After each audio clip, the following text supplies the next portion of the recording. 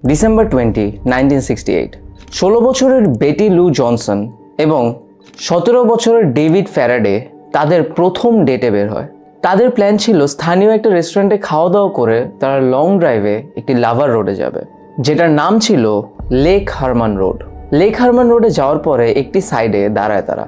ঠিক তখনই তাদের পাশে একটি গাড়ি এসে দাঁড়ায় এবং সেই গাড়ির ভিতরে যে ব্যক্তিটা ছিল সে জানলা নামিয়ে তাদেরকে গাড়ি থেকে বের হতে বলে। বেটি আর ডেভিড মানা করার পরে সেই গাড়ির দরজা খুলে একজন 22 ক্যালিবারের একটি পিস্তল নিয়ে তাদের কাছে আসে। সে এসে তাদেরকে করে না, সে গাড়ির পিছনের বাম দিকে যে জানালায় করে।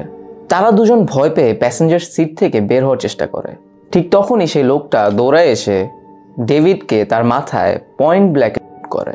ততক্ষণে অলরেডি বেটি দরজা খুলে দৌড়ানো শুরু করে।